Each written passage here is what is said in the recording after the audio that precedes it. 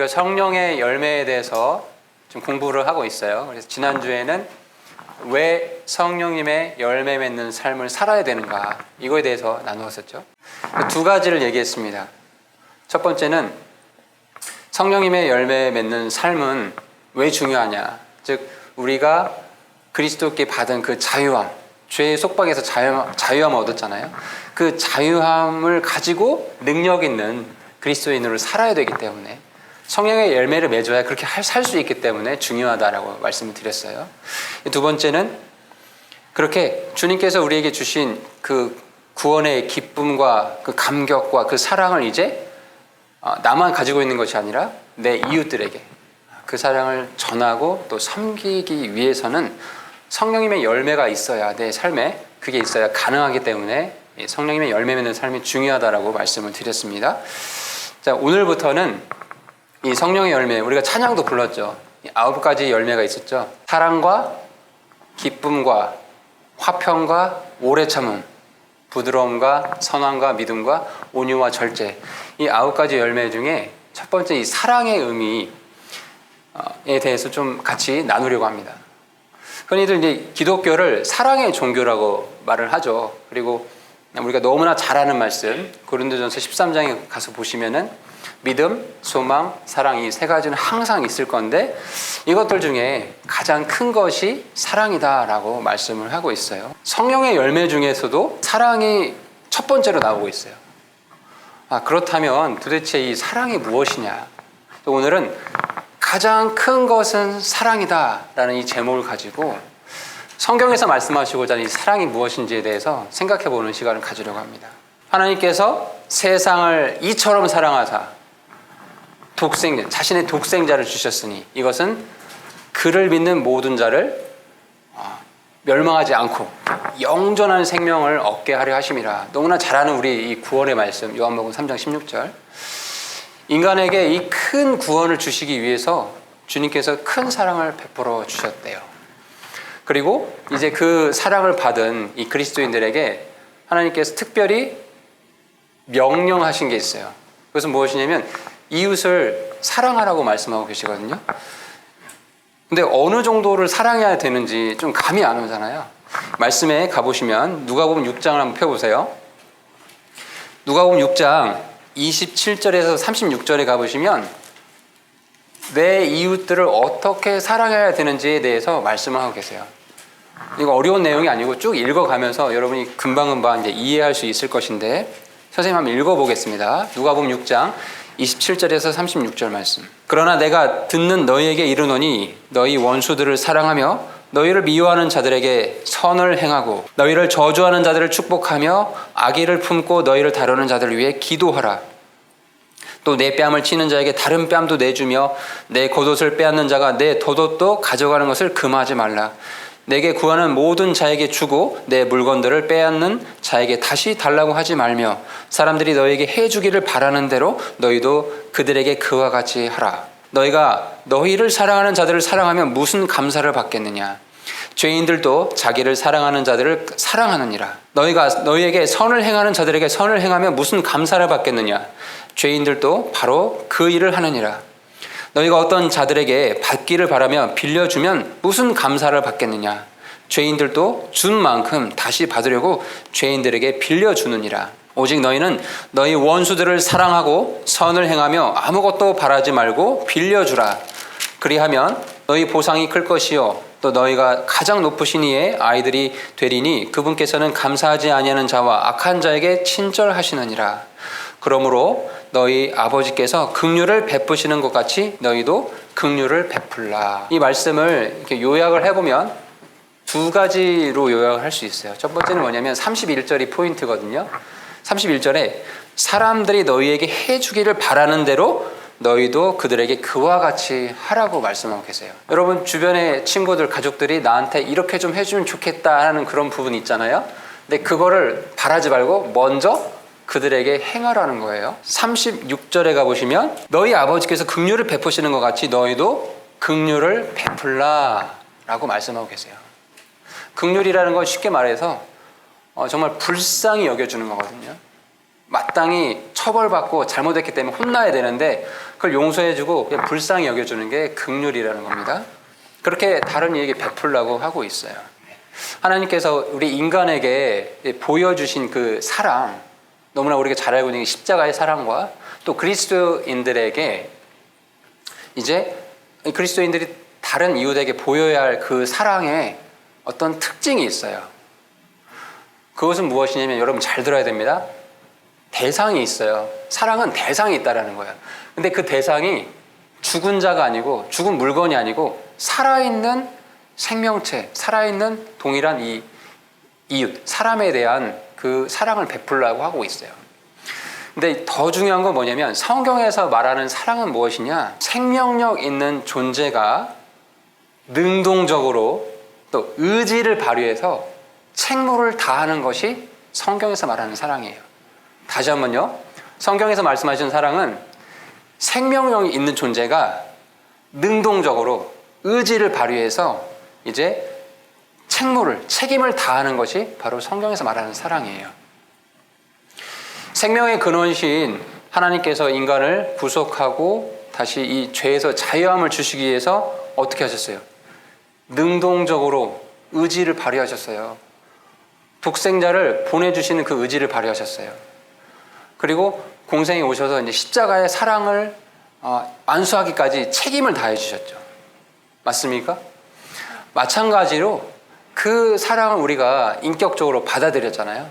그래서 우리가 구원받은 자들이 됐잖아요. 이 그리스도인들에게도 그 동일한 사랑을 요구하고 계시거든요. 너희가 그리스도의 사랑을 받은 이 생명을 가진 존재이기 때문에 이제 능동적으로 의지를 발휘해서 다른 이에게 사랑을 베푸는 책임을 다해야 된다는 거예요. 그게 성경에서 말하는 사랑의 의미입니다. 자, 그런데 보세요. 우리 본문 읽었지만 우리의 이웃, 너는 내 이웃을 사랑하라 라고 말씀하고 계시잖아요. 근데 어느 정도 사랑하라고 말씀하고 계시냐면 28절에 보니까 너희를 저주하는 자들을 위해 같이 저주하래요? 축복하라고 말씀하고 있죠. 또 악의를 품고 너희를 다루는 자들 위해, 진짜 어떤 친구가, 어떤 사람이 정말 노골적으로 나한테 악한 마음을 가지고 대하는 게 다 느껴져요. 근데 그럼에도 불구하고 그 사람을 어떻게 하래요? 그 사람 위해서 기도하라고 돼 있어요. 이게 여러분 쉬운 일입니까 이게? 결코 쉽지 않아요. 선생님은 쉬울까요? 목사님은 쉬울까요? 결코 쉽지 않은 일이거든요 이게요. 근데 하나님께서는 이런 사랑을 내 이웃에게 베풀라고 말씀하고 계십니다. 어떤 조직에서든지 참 별다른 이유가 없는데 분명히 나를 미워하는 사람이 꼭 한 사람은 있어요.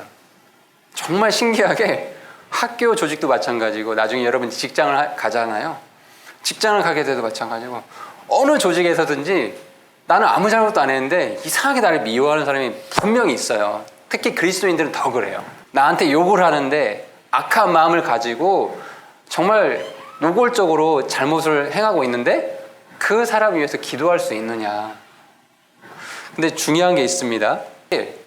예수님께서 너는 내 이웃을 좀 사랑 좀 해줄래? 라고 권유하셨나요?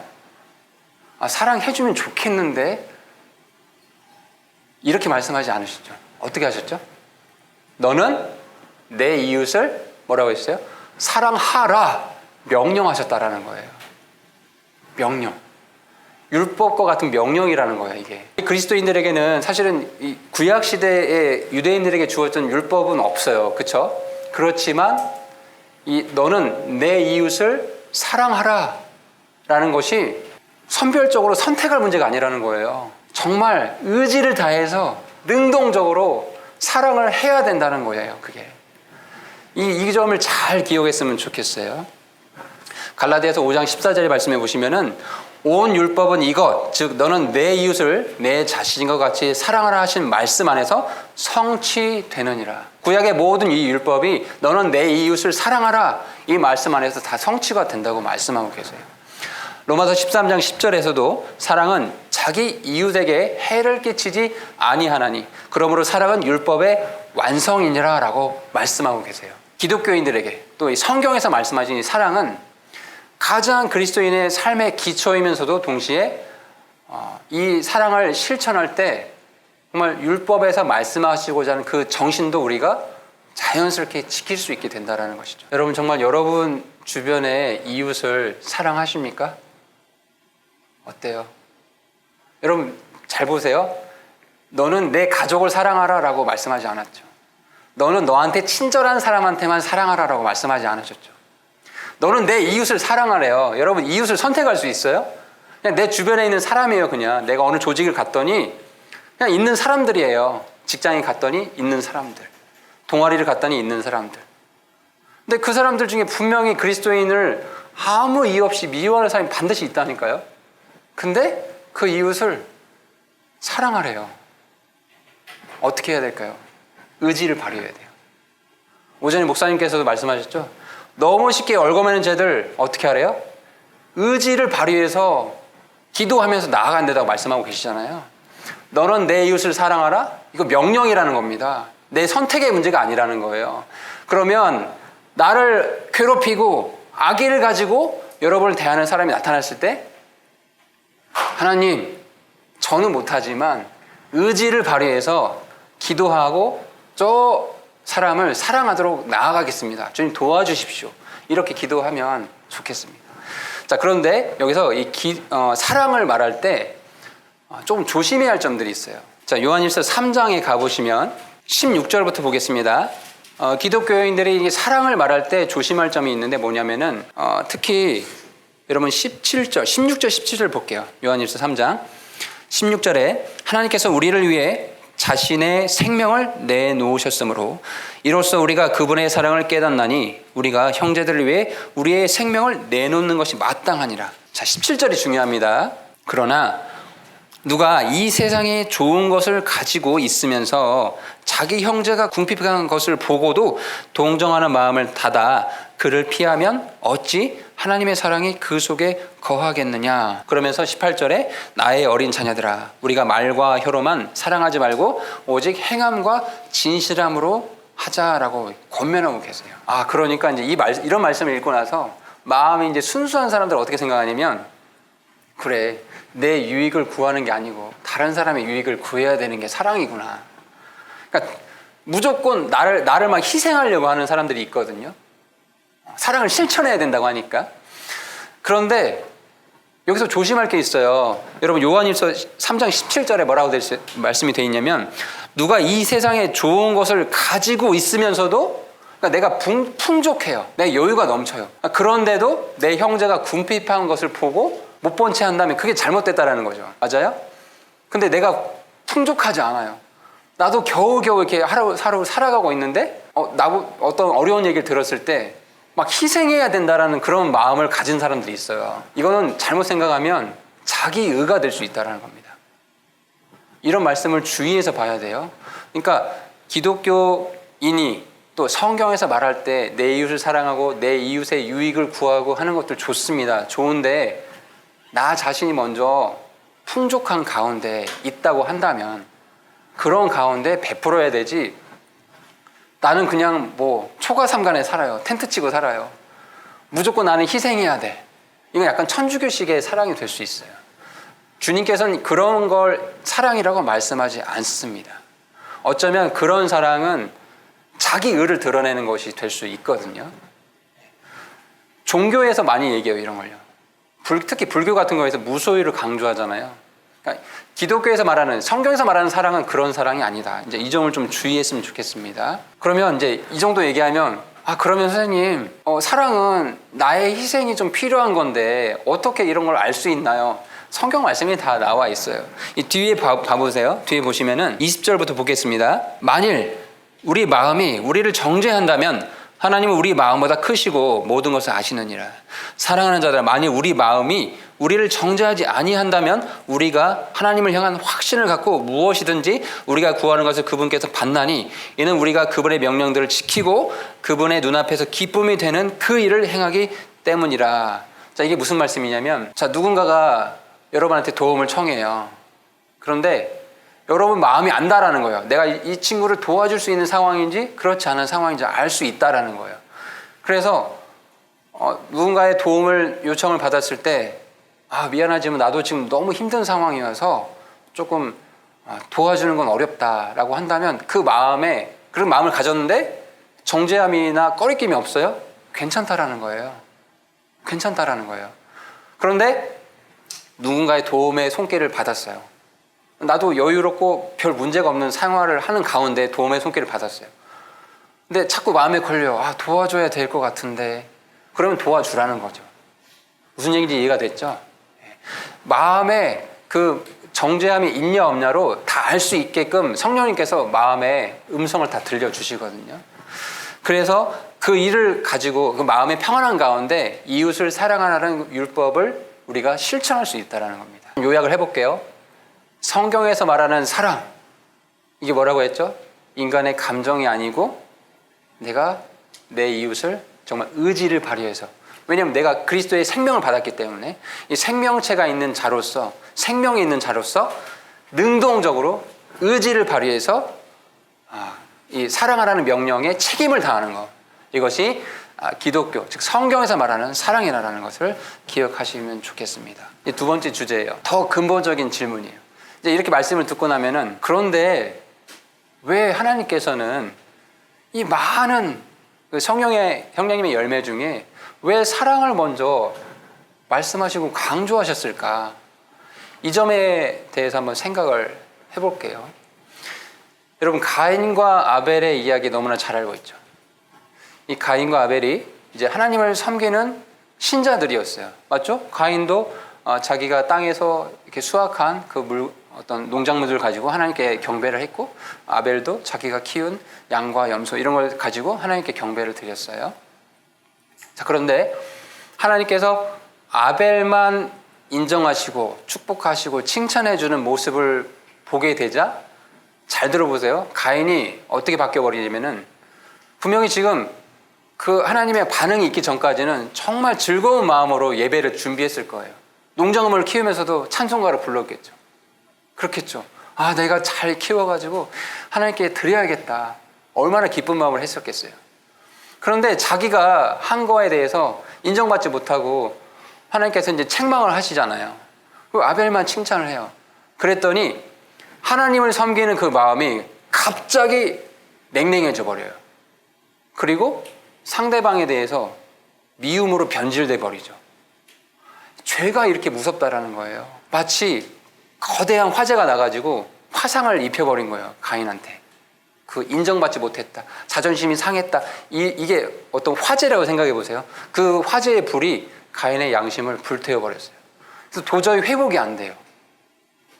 회개를 하지도 못하고 계속 그렇게 지내다가 결국에 어떻게 되죠? 자기 형제인, 쉽게 말하면 우리 교회의 지체인 그 형제를 죽이게 되잖아요. 또 사울과 다윗의 이야기도 한번 생각을 해보세요. 사울, 형편없는 사람이었습니까? 아니에요.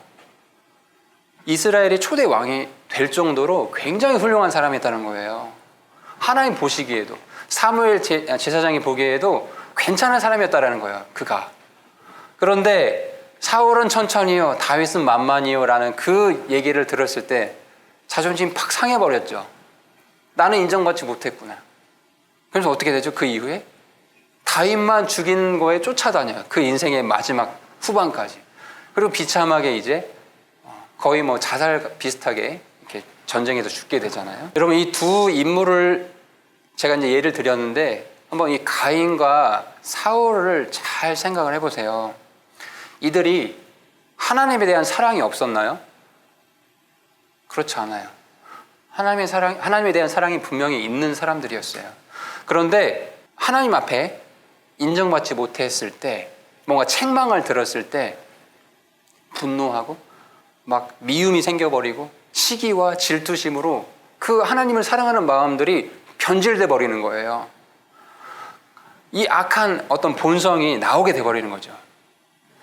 요한일서 우리 봤잖아요. 4장 21절에 가보시면, 하나님을 사랑하는 자는 또한 자기 형제를 사랑하라는 이 명령을 우리가 그분께 받았느니라. 가인과 아벨도 또 사울과 다윗도 다 형제를 사랑하라는 명령을 받았어요. 그런데 가인과 사울은 그것을 실천하지 못했죠. 근본 원인이 뭘까요? 그건 뭐냐면은 내가 하는 건 늘 옳은데 왜 인정 안 해줍니까? 나는 늘 정당한 사람인데 왜 이게 잘못됐다고 합니까? 그 교만이 하나님의 사랑을 변질시켜 버렸어요. 그래서 이 교만 때문에 나는 늘 옳다라는 이 생각 때문에 이웃 사랑을 못해요. 너무나 안타깝죠, 이게. 오늘날 이 교회 안에도 이 가인과 또 사울과 같은 사람들이 있어요. 너무나 안타까운 거예요. 형제자매의 여러분 한번 잘 생각을 해보세요. 교회 안에서 어떤 형제가 또는 어떤 자매가 하나님을 그렇게 잘 섬긴데 칭찬한 얘기를 많이 듣나요? 아니면 어떤 형제가 어떤 자매가 뭐 이러이러했대 수근거리고 험담하는 소리를 더 많이 듣나요? 조금 마음이 아프죠. 험담하는 얘기가 더 많아요. 정말 하나님을 사랑하는 사람들일까요, 그게? 정말 하나님을 사랑하는 사람이라면은 내가 항상 옳다? 그런 생각 버려야 된다는 거죠. 내가 틀릴 수 있다. 나는 강한 자가 아니고 나는 연약한 자다라고 고백할 수 있어야 된다는 거예요. 이런 사람이 정말 진정으로 하나님을 사랑하고 그리고 그분께서 이 신자들, 그리스도인에게 명령하신 내 이웃을 사랑하는 그 명령을 실천할 수 있는 겁니다. 첫 번째로 왜 성령의 열매 중에 사랑을 얘기하셨냐고요? 주님은 항상 옳고 나는 옳지 않습니다. 주님은 항상 정의로우시고 저는 그렇지 않습니다. 이렇게 나의 연약함과 불완전함을 인식하고 그런 자세가 되어 있어야 하나님을 인격적으로 섬기고 사랑하는 기초가 되기 때문에 이 사랑을 먼저 말씀하시는 거예요. 그런 사람만이 내 이웃을 사랑하라는 이게 명령에 너무나 자연스럽게 순종하고 그 열매를 맺을 수 있다는 거죠. 말씀을 이제 요약을 할게요. 정리를 할게요. 우리가 성령님의 열매 중에 첫 번째 사랑의 개념에 대해서 같이 이번 시간에 공부를 했습니다. 성경에서 말하는 사랑이 무엇이라고요? 생명이 있는 이 존재가 능동적으로 의지를 발휘해서 내 이웃을 사랑하는 그 책임을 다하는 행위, 바로 이것이 사랑이다. 그리고 그렇게 할 수 있는 사람은 어떤 사람이라고요? 그 사랑을 베풀 수 있는 사람은 주님은 항상 옳으시고 저는 틀린 자입니다. 주님은 완전하시고 저는 불완전한 자입니다. 주님은 강하시고 저는 연약한 자입니다. 라고 고백할 수 있는 사람. 그런 나의 존재가 어떤 존재인지 알 수 있는 것이 이 사랑을 통해서, 정말 진정한 의미의 사랑을 통해서 알 수 있기 때문에 이 첫 번째 시간에 성령님의 열매 맺는 삶을 살기 위한 이 첫 단추가 바로 사랑이라는 거예요. 오늘 같이 나눈 이 개념들 잘 마음속에 잘 새겨보시고 한 주간 성경에서 말하는 이 사랑의 의미들을 여러분 마음으로만 생각하지 않고 한번 실천을 해보시면 좋겠어요.